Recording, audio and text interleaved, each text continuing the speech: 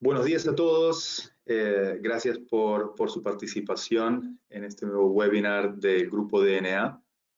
Nuestra idea hoy es enfrentar junto a Federico Bauer, Carlos Barrientos, algunas preguntas que apuntan hacia cómo afrontar el cambio necesario a mediano plazo en las diferentes industrias. Para eso hemos reunido justamente algunos gerentes generales de las empresas más importantes del país. Aquí los presento rápidamente y luego les cedo la palabra para que puedan presentarse. Carlos Barrientos, CEO de Petroperú, y Federico Bauer, que es gerente general y presidente del directorio de Montana, dos empresas que no necesitan introducción. Brevemente me presento. Mi nombre es Lucas Canevaro, soy CEO del Grupo DNA. El Grupo DNA es una multinacional latinoamericana con presencia en 6 países de la región y que se especializa en diferentes aspectos de capital humano, de lo que es hunting, lo que es assessment y desarrollo, estudios salariales y recolocación a través de empresas de consultoría y de tecnología. Estamos presentes hace 7 años y hemos crecido en la región durante este tiempo. Les pido, Federico, Carlos, si pueden presentarse rápidamente y empezamos con las preguntas que tenemos para ustedes. Gracias. Mi nombre es Federico Bauer. Yo soy presidente y gerente general de Montana S.A. Montana es una empresa que ya tiene 55 años en el mercado y se dedica a fabricar y comercializar productos para la nutrición y salud animal y la nutrición y salud de las plantas, ¿no? Somos una empresa regional. Nuestra operación principal está en Perú. Tenemos una operación propia en Ecuador, otra en Chile y exportamos a 9 países de la región. Muchas gracias. Carlos. Buenos días, gracias Lucas por la invitación, gracias al Grupo DNA también. Mi nombre es Carlos Barrientos, yo soy el gerente general de Petroperú, Petróleos del Perú, S.A. Es una empresa del Estado de régimen privado. Nos dedicamos, estamos en el sector de hidrocarburos.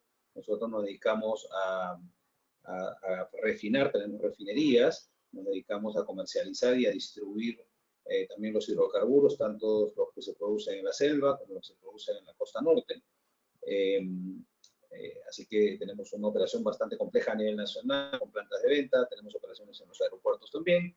Somos aproximadamente 2.700 colaboradores a nivel nacional. Excelente. Muchísimas gracias por la presentación.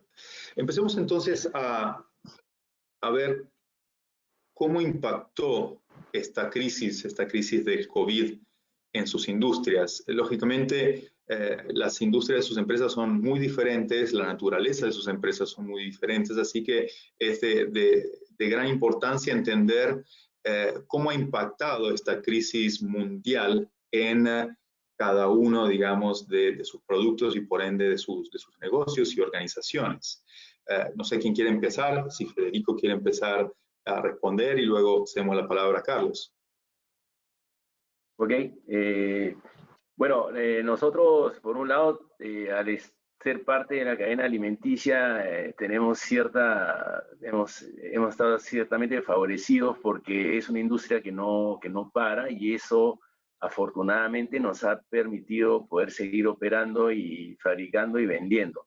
Obviamente con todas las limitaciones y los protocolos que hay que cumplir para lograr eso, un equipo muy reducido de personas, que son básicamente las personas de planta y control de calidad para poder fabricar, y de ahí todo el aparato, digamos, de soporte, ha estado haciendo teletrabajo. Afortunadamente también la empresa está bien preparada para eso. Nosotros hemos llegado a desarrollar el año pasado nuestra venta online, que todavía no está funcionando porque nuestro rubro es mucho de especialidad y de mucho contacto directo con las personas, y una venta muy técnica. Pero esperamos que a futuro eso mejore, ¿no? Pero para lo que ha sido la coyuntura, digamos, per se, la verdad es que en marzo logramos facturar casi lo que habíamos esperado. Abril ha sido un mes que en facturación ha estado 20% por debajo de lo que se esperaba. pero la verdad es que los clientes por la crisis también comienzan como todo el mundo, digamos, y es nuestro caso también, empezamos a cuidar mucho la caja, comienzan a manejar los inventarios en forma mucho más precisa, y también hay ciertos sectores, no todos, pero ciertos sectores los que atendemos que han estado muy complicados porque al no poder ir las personas a salir a comprar, ellos se han visto muy perjudicados en sus volúmenes de venta también y obviamente están muchos vendiendo bajo el costo, como es el caso de los pollos de carne, y eso impacta mucho en la venta. Y lo que sí se afectó bastante, y es algo en lo que hemos venido trabajando muy duro, es la cobranza, ¿no? La poca movilidad. Nosotros vendemos mucho a nivel nacional a lo que son no solamente empresas particulares y grandes compañías, sino también a muchas empresas pequeñas y vendemos a través de distribuidores también. Y al no haber podido operar estos distribuidores también se les complica ir al banco, hacer los depósitos, ir a cobrar. Entonces, la cobranza yo diría que ha sido lo más complicado. Afortunadamente hemos logrado seguir facturando, cosa que entiendo muchas compañías no lo han podido hacer y ahí el tema es mucho más delicado y grave, ¿no? No ha sido nuestro caso, por suerte, pero sí se aplicaron una serie de medidas para el año, o sea, por ejemplo, bajamos todo lo que son gastos, se cortaron todos los gastos de marketing, nos quedamos con los gastos de marketing muy pequeños para usarlos en exposición de canales digitales, toda la participación en eventos, viajes, etcétera, y todo se está haciendo online y eso queda para otra pregunta, creo que es uno de los aprendizajes o las cosas que estamos aprendiendo de cómo sacarle provecho a la tecnología y ahorrar costos por ese lado, ¿no? Claro, Eso es un poquito lo que ha sucedido en nuestra industria, ¿no? muchísimas gracias. Y con respecto ahora a la reactivación, quizás, bueno, tú tienes una mirada más amplia en la región y posiblemente a nivel mundial, digamos. Lógicamente, en Latinoamérica el virus ha llegado con 1 o 2 meses después de Europa, por ejemplo, o de Asia. Entonces, y esos mercados están adelante de nosotros, ya están empezando una fase de retorno paulatino a la normalidad. ¿Tienes alguna información, algún dato sobre cómo está impactando este nuevo cambio, esta nueva etapa? Si bien, claro, tu rubro y tu industria no se vio tanto afectada porque es un bien básico, pero ¿están notando algún cambio a nivel mundial ya después, estando básicamente en lo que es el tercer mes del contagio pandémico? A ver, nosotros trabajamos con muchos proveedores del exterior, tanto de Asia como de Europa, Estados Unidos. Yo creo que nadie tiene muy claro qué cosa va a pasar. En el caso de nuestra industria, sí hay, digamos, la necesidad de seguir operando porque las personas tienen que alimentarse, ¿no? Entonces, un mercado como China aparentemente se está normalizando en cierta medida y de hecho nuestros clientes que están en agroindustria no han tenido problemas para exportar. O sea, lo que está ahorita complicado y se ha venido arreglando es la operatividad en los puertos, tanto los contenedores, movimiento de contenedores, carga aérea, pero mal que bien funciona con bastante, o sea, con ciertas limitaciones y muchas demoras, pero digamos, todo lo que el produce en la industria se ha podido exportar sin problema, ¿no? El mercado local también, lo que es el mercado de frutas, de verduras, ha seguido funcionando con los volúmenes más o menos normales. Y sí tenemos ciertos problemas todavía con unos proveedores que tienen plantas tanto en Europa como en Asia que no pueden operar al 100%, entonces no tienen productos, se demoran, a veces no tienen cómo enviarlo tampoco. Inclusive el mismo Estados Unidos, a veces tenemos un lote de vacunas, por ejemplo, para aves que no hemos podido traer porque no encontramos un vuelo para traerlo, ¿no? Pero, digamos, yo creo que cada país es diferente, cada realidad es diferente. Hay que entender también el mercado peruano es 70% informal. Para darles el ejemplo solamente de lo que son aves, aves de carne, el pollo se vende 80% vivo y en otros países, inclusive de la región, es casi todo procesado. Entonces, también hay toda una diferencia en lo que es la comercialización, en las medidas de seguridad, de higiene, etcétera, ¿no? Donde nosotros, como Perú, estamos, digamos, bastante atrás y es muy difícil extrapolar una experiencia extranjera hacia lo que puede ser el mercado peruano, ¿no? Claro, claro, verdad. Muchas gracias, Federico. Aprovecho para presentar, introducir a Luciano Velasco. Él es gerente corporativo de la Fundación Romero. Bienvenido, Luciano, y muchas gracias por participar al webinar. Si quieres presentarte un minuto ante todos. ¿Cómo estás? Muchas gracias por la invitación y por dejarme ser parte de este foro. Soy Luciano Velasco, estoy a cargo de liderar la fundación de Grupo Romero. Dentro de la fundación nosotros impulsamos las distintas iniciativas de responsabilidad social que tienen las empresas de grupo. Tenemos algunos proyectos propios, como son plataformas de educación virtual, pero también canalizamos toda la gestión de comunicaciones, gestión de crisis de las distintas empresas del grupo. Tenemos hace 40 años un compromiso que es no solamente ayudar al Perú, sino ayudar al emprendedor y democratizar la educación en el país. Es un objetivo inamovible y por el que venimos trabajando hace muchos años. Excelente, muchísimas gracias. Sigamos entonces con las preguntas. Carlos, ¿cómo ha impactado en su industria el virus, esta crisis? Mira, la industria de seguros tiene una peculiaridad, porque nosotros comenzamos a enfrentar hacia finales del año pasado, inicios de una baja del precio internacional del crudo, ¿correcto? Y esto básicamente por la guerra de los productores a nivel mundial, Rusia, Arabia, Estados Unidos, en fin, había una sobreproducción, no se ponían de acuerdo en la cantidad de millones de barriles a producir, por lo tanto, produjeron a niveles no adecuados, con lo cual la oferta creció bastante. Entonces los precios comenzaron a caer significativamente, lo cual ya fue un primer impacto importante para la industria en general, porque al haber una sobreoferta, comenzó a generar un problema adicional que es el tema del almacenaje. Entonces, había mucha producción, no había donde almacenar. Y con esta coyuntura, en marzo, en Perú, en otros países ha ido pues, semanas antes, semanas después, nos cae esta pandemia, con lo cual es un doble impacto en la industria, puesto que ante una cuarentena, ante una para de la industria en general y de las industrias en general, hay una reducción bastante considerable de consumo de los hidrocarburos. De hecho, nosotros hemos experimentado, dependiendo del producto, una reducción entre el 60 y el 80% en algunos productos. Entonces, para cualquier empresa esta baja es bastante importante, ¿no? Golpea bastante, a pesar de que somos una industria de primera necesidad, porque obviamente nada se mueve si no hay combustibles. Sin embargo, obviamente la cuarentena, la paralización en general, ha hecho que el consumo se caiga drásticamente, ¿no?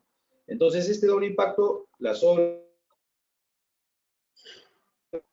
el bajo demanda, hizo que el problema de almacenaje sea un problema bastante crítico a nivel mundial.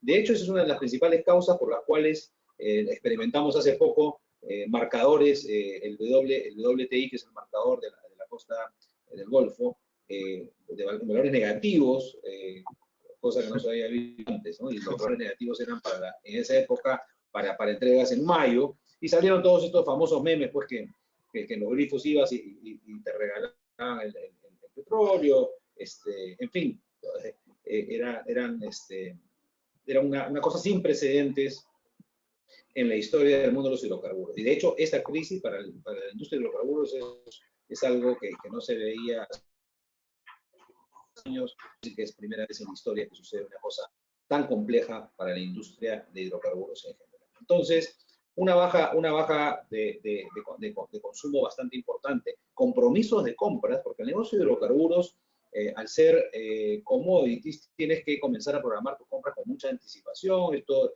es una logística compleja, hay buques de por medio, hay temas de almacenaje, entonces ya habían compromisos previos, ¿no? Por los siguientes 3 meses, porque esta industria además tiene una normativa en la cual tienes que tener cierto inventario para justamente asegurar el abastecimiento localmente. Y Petroperú, al ser una empresa del Estado, la principal misión que tenemos nosotros es no desabastecer al país, ¿no? Tenemos ese doble compromiso. Entonces no es que, y a cualquier rincón, entonces no es que podamos escoger a quién vender, sino que tenemos nosotros que abastecer a todo el país, a todos los rincones. Entonces, una coyuntura bastante compleja, porque de un día para otro tuvimos que reducir inmediatamente las operaciones para no dejar de abastecer al país.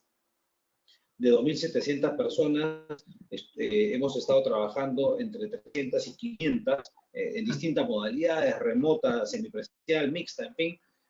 Pero las paradas más importantes que afectan no solamente a Petroperú, sino en general, es, por ejemplo, la refinería de Talara, este megaproyecto que tenemos nosotros en Talara, que es el proyecto más importante de inversión pública. Antes del COVID había un poco más de 9.000 personas trabajando de nuestros contratistas. Y hemos tenido que pararla, y hoy existen más o menos 200 personas que son las personas que hacen muy específicas de seguridad de equipos y de seguridad en tema ambiental, porque obviamente una obra de esa magnitud no se puede parar de un momento a otro y en seco. Hay muchas cosas que hay que seguir haciendo para poder para que tenga una sostenibilidad. Igual teníamos proyectos en Hilo, proyectos en Puerto Maldonado, en Inacaca, Cerro del Pasco, que son proyectos de inversión de Petroperú, de plantas de venta, que hemos tenido también que frenar.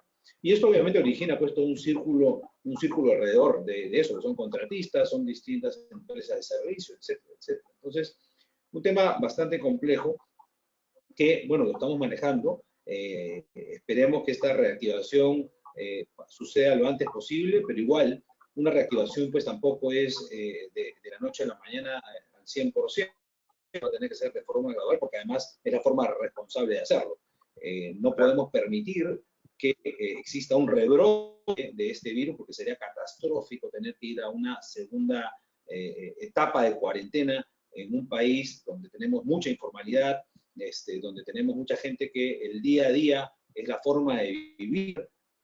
Yo creo que la economía pues está en un nivel de estrés bastante complicado y no podemos permitirnos que haya una segunda etapa de cuarentena. Entonces tenemos que ser muy responsables el día que nos digan, señores, se acabó la cuarentena. Eso no significa que en caso de Petroperú, las 2.700 personas vamos corriendo a trabajar y no pasó nada. Yo creo que el cambio de la forma de hacer las cosas es evidente y todavía tenemos para muchos meses más para que esto vuelva a esta nueva normalidad.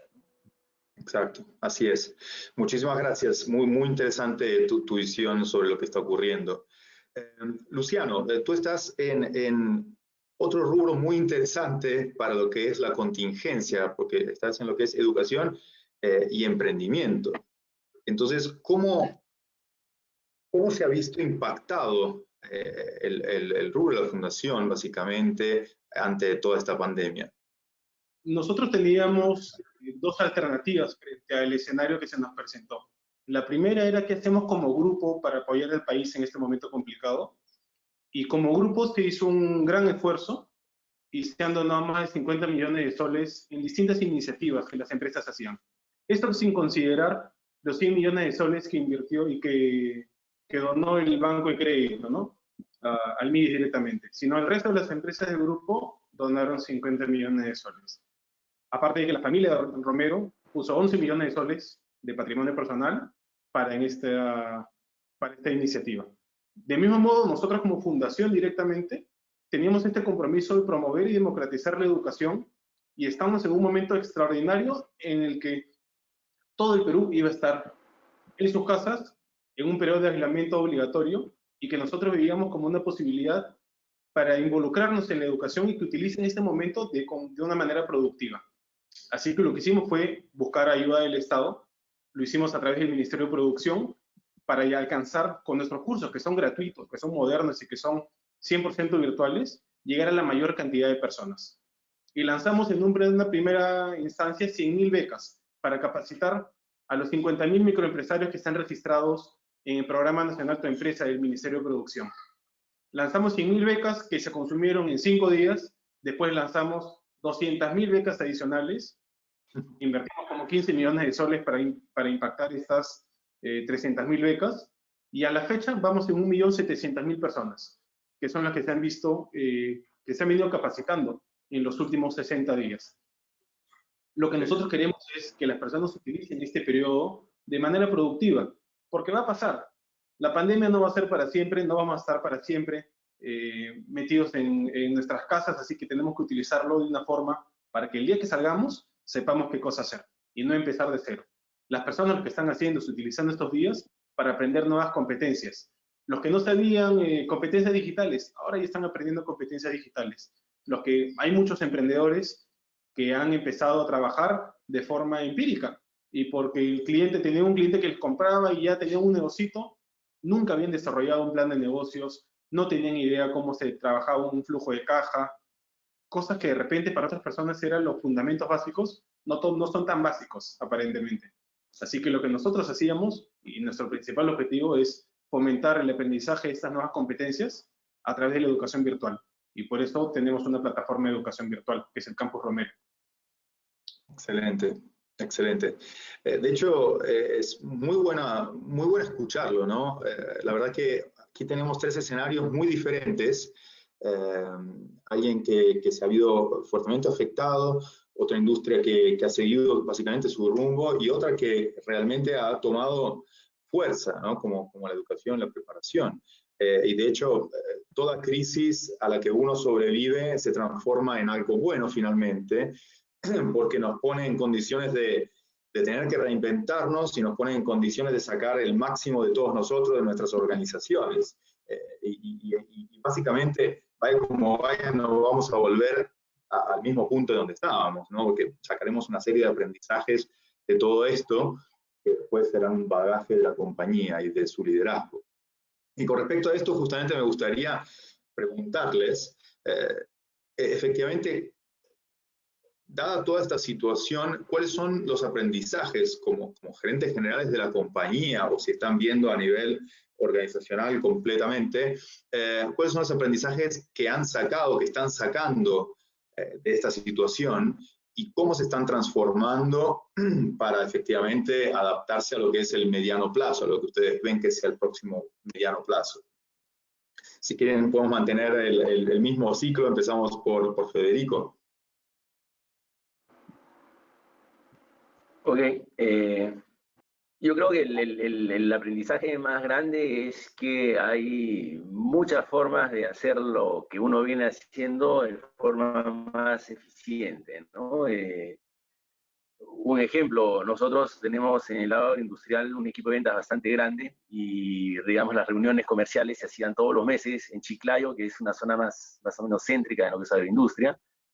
Y bueno, ahora por la poca movilidad lo que se ha hecho es hacerlas todas virtuales y han funcionado muy bien. ¿Qué cosa nos enseña esto? Que primero, que no es necesario hacer las reuniones físicas. De hecho, se ha tomado la decisión, cuando esto se regularice, de tener 1 o 2 en el año, que sí es importante tener ese contacto con las personas, pues es algo que no deberíamos perder, y que es algo que vamos a tener que aprender a manejar, porque cada día vamos a estar, digamos, en menos contacto con gente.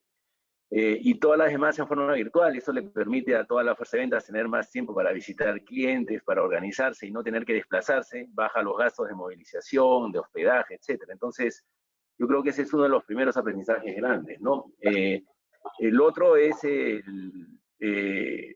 cómo hemos podido trabajar desde casa toda la parte administrativa, financiera, etc., ¿no? Al principio fue un poco complicado lamentablemente el Perú no tiene una infraestructura súper buena en lo que es velocidad de internet, pero hemos logrado conectarnos todos y está funcionando. Entonces, la empresa, sin ni una sola persona en la oficina durante más de 2 meses, ha funcionado como siempre, ¿no? Entonces, eso también nos lleva a pensar, oye, necesitamos espacios tan grandes, estar todos juntos, a lo mejor hacia el futuro debemos tener oficinas más pequeñas, porque lo que todavía no sabemos cómo manejar y tenemos que aprender es toda esa parte motivacional y espíritu de grupo que se genera cuando uno está junto con todo el mundo, ¿no?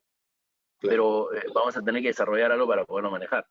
y de hecho, la otra parte que tocaría también, ya eso también en conjunto, acá necesitamos también mucho apoyo del Estado, es que muchos trámites que hoy día tienen que hacerse con papel se puedan hacer en forma virtual, ¿no? Hay papeles que hay que llevar aquí, allá, poner el sello, es muy burocrático. Si lo podemos hacer todo virtual, no solamente evitamos hoy día que haya más exposición de las personas a un probable contagio, sino que agilizamos toda la operación en forma impresionante, ¿no? Entonces, creo que por ahí viene este aprendizaje. Y el otro es lo importante, que no es un aprendizaje, sino creo que es más una validación, lo importante que es manejar en forma muy eficiente el capital de trabajo y el flujo de caja, ¿no?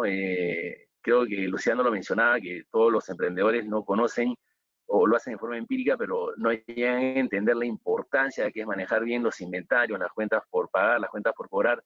Si tú tienes un manejo bien prolijo de eso, puedes enfrentar una crisis en mucho mejor pie que alguien que lo tiene desordenado y que lo puede perder el control, ¿no? Sin duda. Totalmente. Muy buenos insights, Federico. Carlos, ¿cuál es tu insight en este sentido?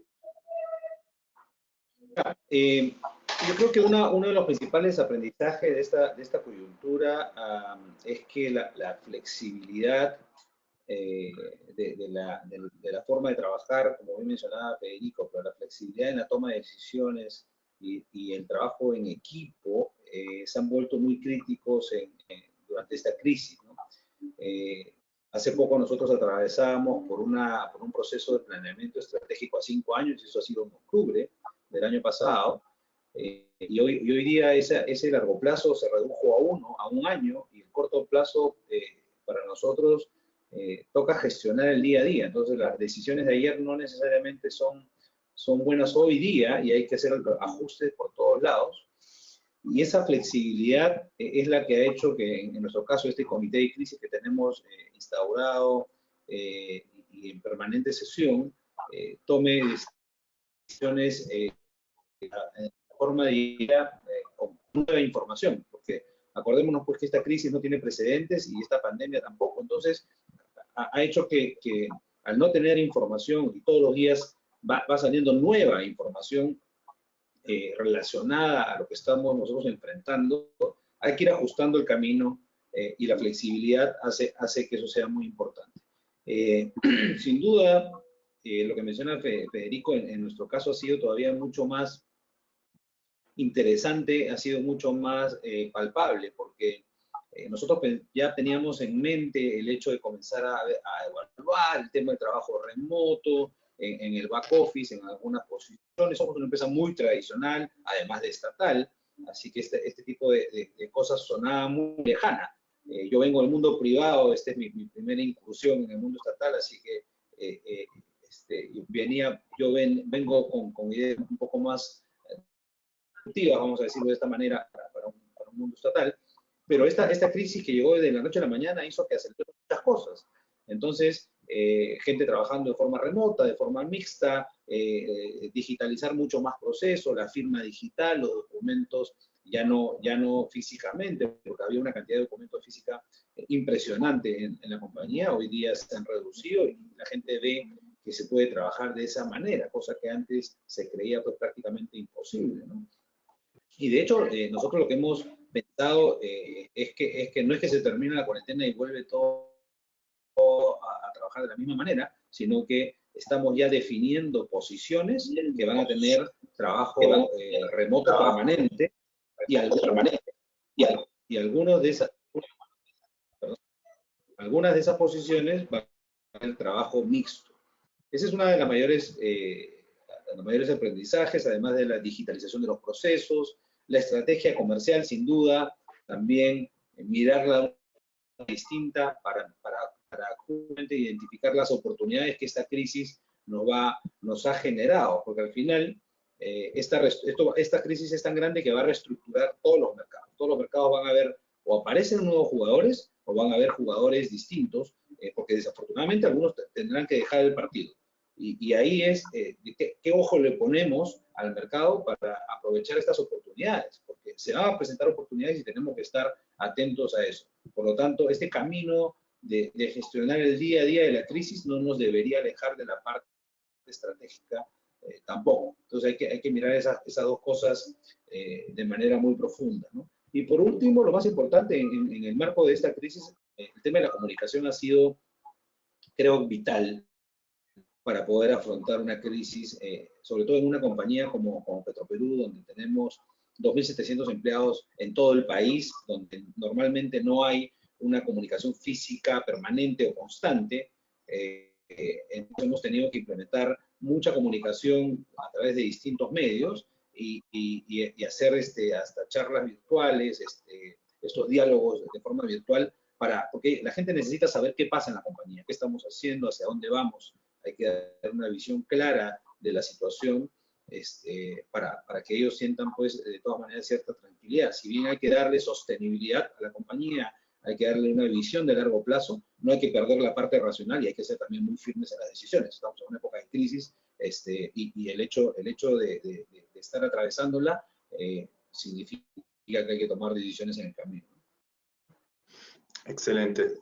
Sí, de hecho, es una excelente oportunidad también para acercarse a las personas. Como tú bien dices, es un momento en el que la transparencia tiene que ser total, porque es el momento en el que más se necesita que todos estén unidos y peleando en la misma dirección, ¿no? No porque uno esté en su casa significa que está claramente de vacaciones, sino que al contrario, muchas veces nos encontramos trabajando más que antes, porque claro, no tenemos distracciones, digamos, en la oficina, etcétera, y sobre todo porque tenemos que contribuir todos a hacer con que la empresa vaya hacia el mismo norte. Entonces, efectivamente, empieza a haber algunos estudios que las empresas con mejor performance son las que corrientemente se unen virtualmente con toda la empresa y efectivamente le plantean y muestran cuál es la situación real de la compañía, ¿no? Para que todos efectivamente puedan sentirse parte de algo, que es un poco lo que comentaba Federico también, que hay que compensar la falta de presencia física y adaptar un poco, hacer un rewire del cerebro, como para decir, mira, compenso con una presencia virtual.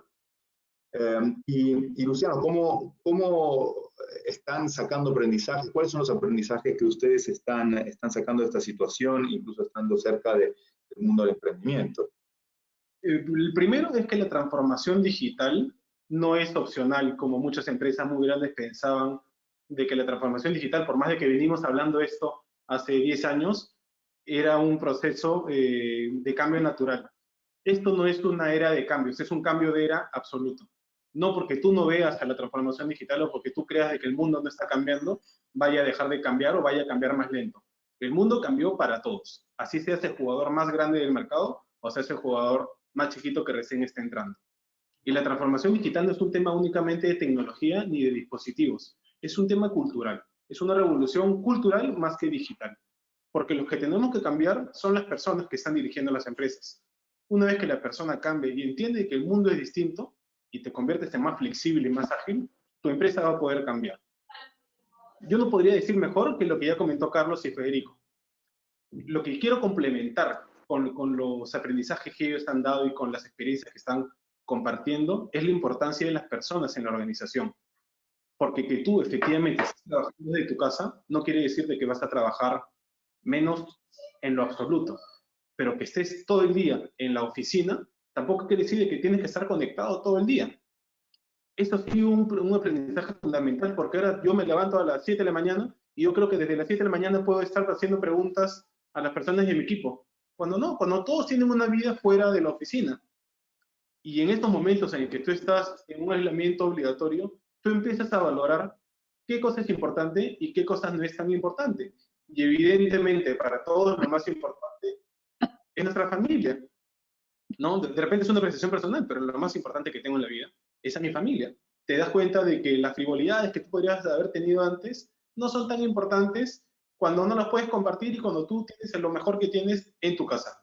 Así que estén muy empáticos con las personas de nuestro equipo, porque cada uno tiene una realidad totalmente distinta y de repente no todos tienen que compartir un equipo o todos tienen que compartir el tiempo de trabajo con las labores de la casa que antes te dedicabas solamente a trabajar, o tienes que cuidar a tu hijo y también estar dedicado al trabajo. Hay que ser muy empáticos nosotros como líderes, con las personas con las que están trabajando en nuestro equipo, porque cada uno es un mundo distinto. Cada uno tiene problemas y dificultades totalmente distintas, así que hay que ponerse en los zapatos del otro para que al final todos vayamos al mismo camino. ¿Qué cosa es fundamental? Que nosotros que estamos liderando una organización, digamos cuál es la visión que tenemos y cuál es el objetivo que queremos cumplir, para que todos puedan caminar en el mismo sentido. No solamente decir que tu trabajo es cumplir tal función. No, tu trabajo no es cumplir esa función, porque esa función lo que va a hacer es ayudarte a llegar al objetivo final que tenemos como compañía. Yo no tengo que levantar el teléfono y contestar llamadas. Yo lo que tengo que hacer es dejar a clientes satisfechos, porque este cliente satisfecho va a generar mayores ingresos para la compañía. Y con esos ingresos voy a poder mantener todos los puestos de trabajo. Tu función y tu trabajo en una organización es mucho más importante que la función que tú estés desempeñando en un momento puntual. Y eso tienes que comunicarlo. Todos tienen que saber, todos en la organización tienen que saber cuál es el rol específico que están cumpliendo. ¿Cuál es el rol que están cumpliendo y para qué lo están cumpliendo? Y una vez que todos lo tienen claro, el camino hacia los objetivos es muchísimo más sencillo. Sin duda.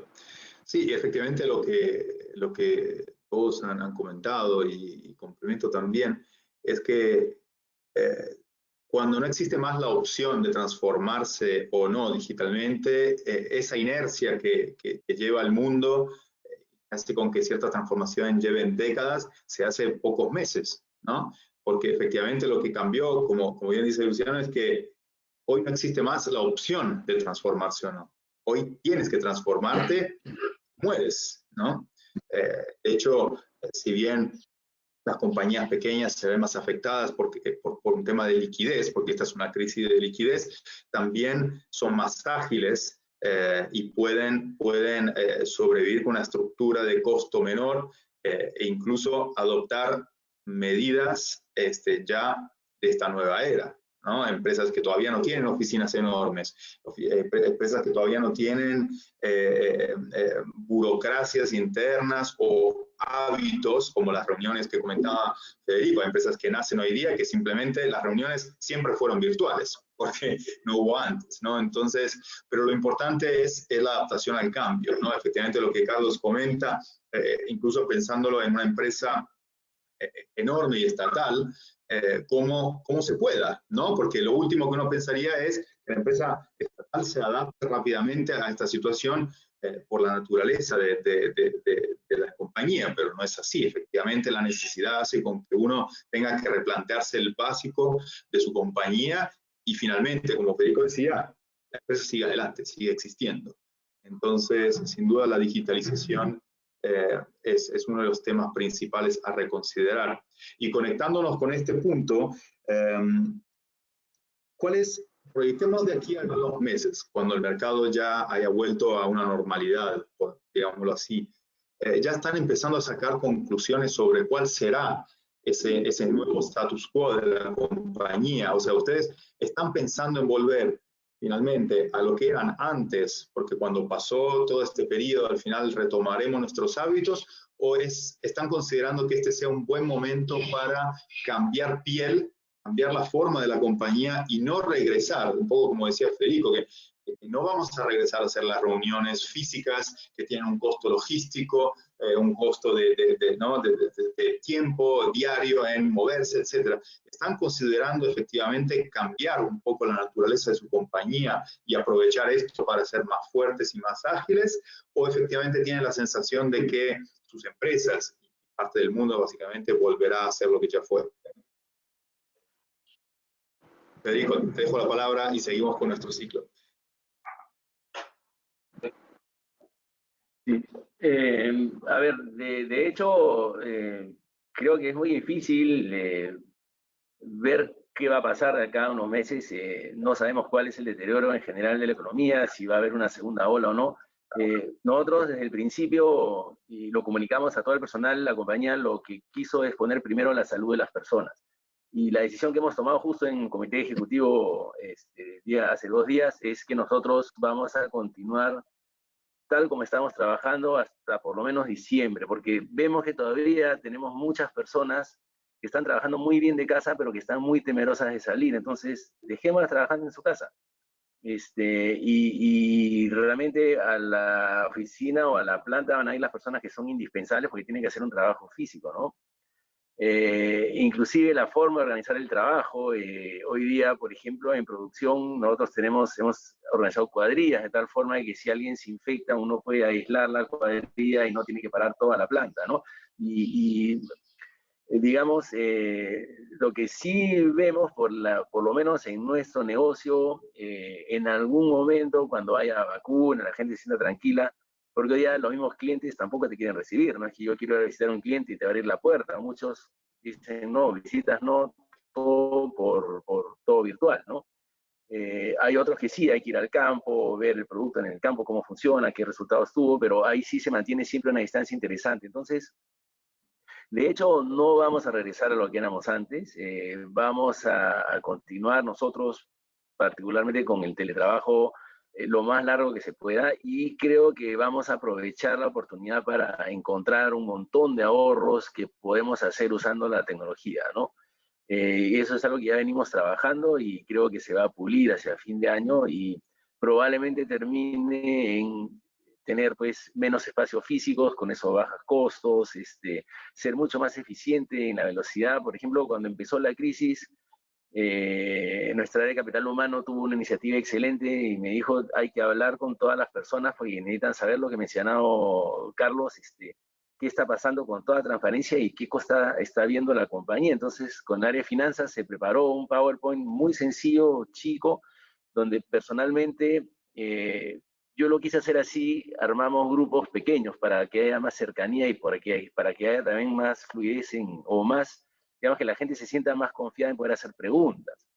Y armamos 17 grupos y se hicieron 17 presentaciones con este PowerPoint, con los números de la compañía, cómo estábamos viendo el futuro, qué esperábamos de ellos, lo importante que era su trabajo y cómo cada uno aportaba a que la compañía siga operando. Y la verdad es que lo que hemos encontrado es, yo te diría con mucha satisfacción, un compromiso espectacular de todas las personas, ¿no? Pero yo creo que todos vamos a cambiar, tampoco sabemos cuántos competidores van a seguir, no van a seguir, o sea, es muy incierto, no sabemos cómo ha golpeado la crisis el estado financiero o la salud de muchas compañías, inclusive clientes, proveedores, competencia. Eh, yo creo que va a haber un cambio importante, ¿no? Y lo vamos a comenzar a ver probablemente de julio para adelante, ¿no? Pero en general, en resumen, nosotros sí vamos a cambiar nuestra forma de trabajar y buscando no solamente la salud de las personas, sino aprovechar esto para ser más eficientes y más competitivos, ¿no? Muchísimas gracias. Carlos. Mira, yo creo que es evidente que nada va a ser igual cuando todo volvamos a las operaciones, vamos a decirle, normales, dentro de esta nueva normalidad, aunque suene medio antagónico el tema, ¿no? Y yo creo que la gran oportunidad de toda esta crisis, yo creo que hay que sentirnos, dentro de todo, viendo el lado positivo, hay que sentirnos afortunados de poder ver cuál es la parte positiva. Entonces, si esto no nos sirve para rediseñar la compañía, rediseñar los procesos, ser mejores profesionales, mejores personas, o sea, si esto no nos ha servido para eso, yo creo que hemos perdido una gran oportunidad. Yo creo que es evidente que las cosas no van a ser las mismas, que tenemos que pensar y sobreponer sobre todo a la gente. O sea, hoy día se ha hecho más evidente, porque siempre creo que ha sido claro que la gente está en la lista prioritaria, en la cabeza de la lista prioritaria, y ante una amenaza como la que estamos atravesando, ante esta situación de pandemia, se ha vuelto mucho más evidente. Entonces, el marco de acción post-COVID va a tener que estar centrada en la salud y en salvaguardar a nuestro equipo. Y esto tiene que estar con un sustento, con una base muy sólida en tema de tecnología, en tema de proceso. Eso nos va a ayudar justamente a que las cosas fluyan de una manera distinta. Y porque esto tiene para meses. La gente, yo escucho personas que piensan que esto se termina de acá a una semana y todo vuelve a la normalidad, y no va a ser así. Afortunadamente, yo repito, no me canso de repetir que tenemos que ser muy responsables de cómo reiniciemos operaciones para que no tengamos una cuarentena que sería muy, muy catastrófico para nuestro país. Esto tiene para 9 meses, y en estos 9 meses y un año tenemos que adaptarnos y ver cuáles son las eficiencias que tenemos que lograr dentro de nuestras compañías para asegurar, obviamente, una sostenibilidad de la misma, siempre enfocado justamente en este nuevo marco que es nuestra gente. Muchísimas gracias. Luciano, ¿cómo puedes complementar con tu experiencia? Primero, nuevamente de acuerdo, ¿no? Nada va a ser igual. Nos hemos dado cuenta de que no necesitábamos las oficinas maravillosas para trabajar como una operación maravillosa. La gente de su casa está funcionando exactamente igual, estamos trabajando igual de felices y los resultados están bien. Yo tengo la fortuna de estar en una industria que es la educación virtual y las tecnologías, de que no se ha visto afectada de forma negativa por la pandemia, sino por el contrario, hemos tenido el empujón que necesitábamos para reinventarnos y para subirnos en la ola y fomentar lo que nosotros veníamos impulsando desde hace unos años. Ahora el principal desafío que tenemos es no capitalizar, sino realmente retener a todo este mar de nuevas personas que han encontrado en la educación virtual una oportunidad para mejorar como profesionales, para darles los nuevos contenidos que ellos necesitan. Nosotros, por ejemplo, el año pasado hicimos un esfuerzo muy grande en identificar cuáles son las principales competencias de los profesionales que necesitan cumplir los profesionales en las empresas. Y lo que hacíamos a través de la educación virtual es intentar cerrar estas brechas. Ahora que el mundo ha cambiado 180 grados, te das cuenta de que más que habilidades prácticas, lo que necesitan es fortalecer las habilidades transversales, lo que vendrían a ser las habilidades blandas, ¿no? El trabajo en equipo, la gestión del tiempo, el liderazgo, la empatía, estas nuevas competencias que hoy más que nunca son importantes, porque tenemos que reforzar a las personas. No vas a ser un buen profesional si no eres un buen ser humano.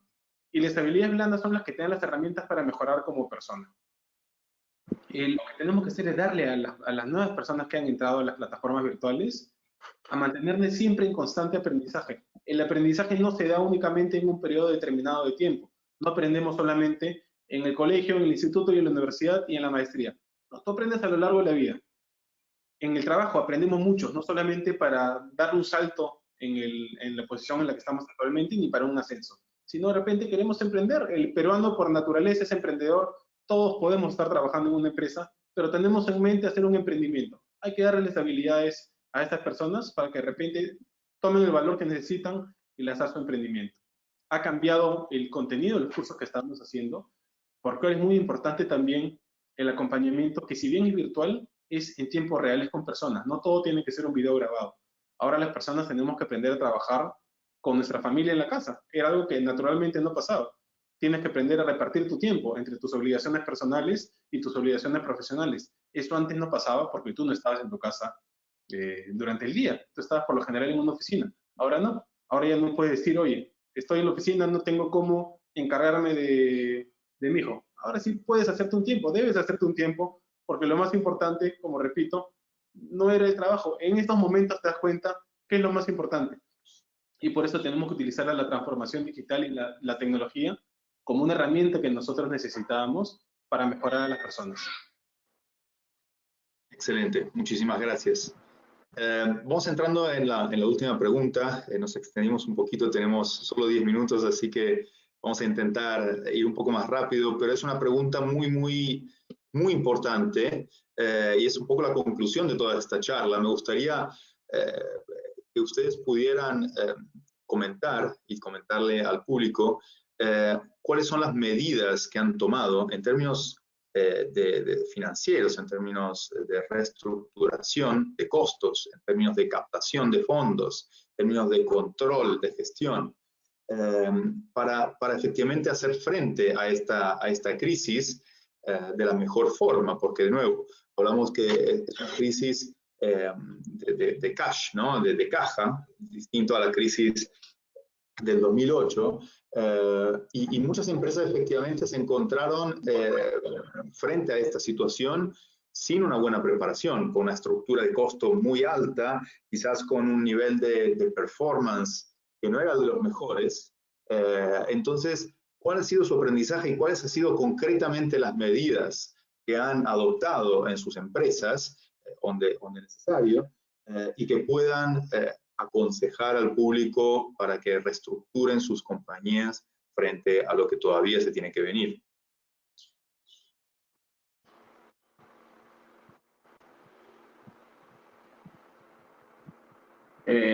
Bueno, en el caso nuestro, siempre la compañía ha sido bastante, digamos, conservadora en lo que es deuda, y los accionistas no les gusta tener deuda alta, aunque a veces conviene tener un poco más de deuda, pero siempre les ha gustado tenerlo abajo. Y algo que hicimos el año pasado, y por experiencias de 10, 15 años atrás, es siempre tratar de asegurar la liquidez. ¿En qué sentido? Tratamos siempre, aprovechando las tasas muy bajas del año pasado, perfilamos toda nuestra deuda de 7 años con tasas muy bajas y con plazos bien largos. Eso que nos permite hoy día que si hay una crisis más grande de liquidez, tener la holgura de tener pagos mensuales ya programados y no afectar tanto la caja, ¿no? Hoy día, por la crisis de liquidez que ha habido, porque efectivamente se está vendiendo menos, se cobra menos, hemos tenido que recurrir más al banco para operaciones de capital de trabajo, y buena parte de eso otra vez lo estamos tratando de financiar a 3 años. O sea, el capital que hemos tomado lo queremos reperfilar a 3 años porque pensamos que para esta situación no es necesario irse tan largo, y para tratar de buscar tasas más bajas, ¿no? La idea nuestra es tener el 80% de la deuda a largo plazo y solamente el 20% como deuda de capital de trabajo, y mantener nuestras líneas de capital de trabajo con los bancos también es importante. O sea, no usar la línea de capital de trabajo que hoy día te pueden sacar de un problema per se. Por ejemplo, si quiere un cliente grande y no te paga, puedes ir y financiarte por ahí. Y el otro aspecto que es, o sea, los dos aspectos importantísimos, bueno, yo diría 3, ¿no? Que estamos trabajando mucho y donde el área comercial, no siendo su responsabilidad, está tomando un protagonismo importante, es en la cobranza. O sea, la venta y la cobranza son pilares hoy día que tenemos que defender con las uñas. Tratar de vender lo máximo posible y también vender lo que se pueda cobrar, ¿no? Salirnos de clientes que sabemos que están en problemas y no te van a pagar. No hay que vender por vender, sino hay que ser bien digamos, exquisito con la venta. Y el último punto, y quizás uno de los más importantes, es el inventario, ¿no? Hoy día creo que la gran mayoría va a sufrir de un sobreinventario porque los volúmenes se van a caer, y ahí el que manejaba bien su inventario va a tener un problema, pero no tan grande como alguien que manejaba su inventario mal y estaba con mucho exceso. Entonces, lo que hemos hecho también es renegociar con un montón de proveedores extranjeros, aplazar un poco los pagos. Lo hemos logrado en algunos casos, otros no. También eliminar o cancelar órdenes de compra que ya habíamos puesto que no habían sido embarcadas, las hemos logrado parar.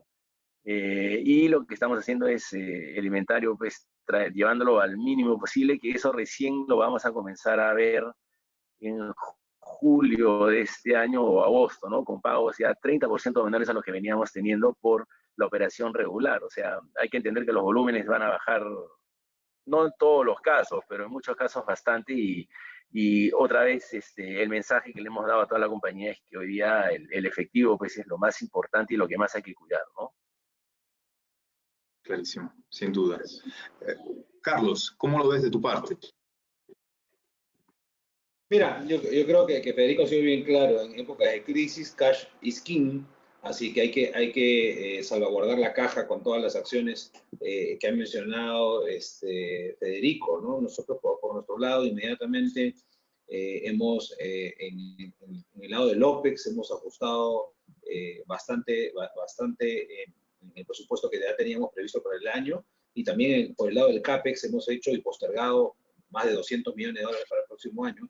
En el lado del CAPEX y en el lado del OPEX estamos entre 60 y 80 millones de dólares ya identificados para poder hacer los recortes. Entonces, esto es muy importante para manejar este periodo de crisis y ver cómo lo afrontamos de una mejor manera, de tal manera que nos permita llegar a fin de año en una mejor posición. Esta crisis ha hecho, pues, que estemos gestionando el día a día, es parte de lo que tenemos que hacer. Sin embargo, como mencioné anteriormente, no descuidemos la parte estratégica. Entonces, tenemos que mirar la parte estratégica, porque nuevamente abren oportunidades en el mercado. Entonces tenemos que siempre tener el tiempo, que es complicado en época de crisis, el día a día nos consume, mirar la parte estratégica. Entonces, cuidar la caja, mirar OPEX, CAPEX, mirar la parte estratégica desde el lado de vista, desde el punto de vista comercial, y mirando hacia un largo plazo, una visión de futuro, para poder obviamente dar este mensaje claro a toda la gente, un mensaje de continuidad y de largo plazo. Muchísimas gracias. Finalmente, Luciano, ¿cómo puedes complementar con tu experiencia? Mira, por nuestro lado particular, como somos una fundación, tengo la fortuna de que es una operación relativamente pequeña, no tengo los problemas en los que se ha enfrentado ni Federico ni Carlos. Lo más importante es siempre haber sido responsable con, efectivamente, el efectivo, el flujo de caja es fundamental, pero no solamente para sobrevivir, sino para no incumplir con la cadena de pagos, porque hay que ser muy responsable al momento de manejar una operación con tus proveedores, porque de repente tus proveedores no tienen la holgura que tú puedes tener en una operación, y que tú les dejes de pagar no significa lo mismo que te dejen de pagar a ti te dejan de pagar, vas a tener un problema, pero te puedes prestar plata a un banco y sobrevivir. De repente a tu proveedor le dejas de pagar y lo quiebras. Y si lo quiebras, vas a tener un proveedor menos que te va a ayudar en el futuro, en el mediano y en el largo plazo. Así que hay que ser muy empático con las personas con las que estás trabajando, intentar ponerte en los zapatos siempre del que está en el costado y ser responsable. Si tú estás en la posición de que puedes seguir asumiendo los pagos que estaban comprometidos, hazlo. No por obligación, sino por responsabilidad.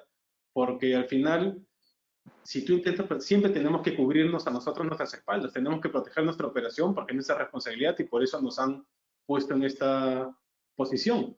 Pero igual siempre tienes que cubrir no solamente a ti, sino al que está al costado, porque al final, si revienta el globo, al final todos nos vamos a asustar con la bulla y todos nos vamos a mojar cuando está lloviendo. Así que hay que intentar ser un poco más responsables. Yo afortunadamente no he tenido los problemas de una organización muy grande, porque como fundación somos pequeños, somos autosostenibles con los proyectos que venimos manejando. Así que también eso es lo importante, ser autosostenible, no depender de un tercero que asegure la viabilidad de tu operación, porque ahí hay muchísimo en riesgo. Pero bueno, básicamente es eso.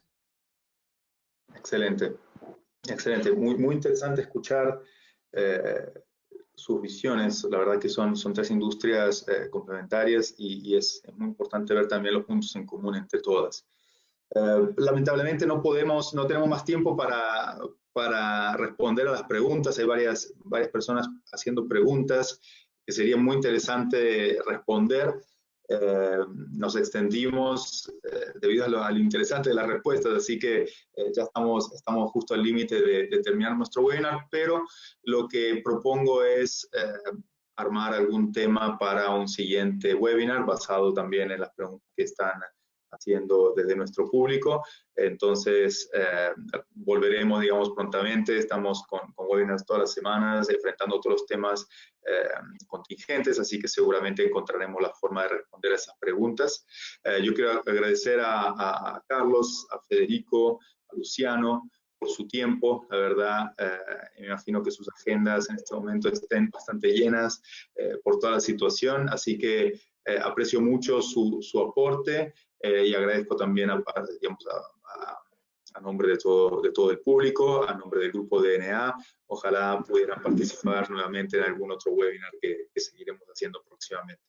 Así que saludo a todos, agradezco al público, espero que esto haya sido de aporte para todos y encantados en seguir recibiendo preguntas para poder responder a través de nuevos temas, nuevos webinars. Así que los saludo a todos y que tengan un buen día y un buen final de semana.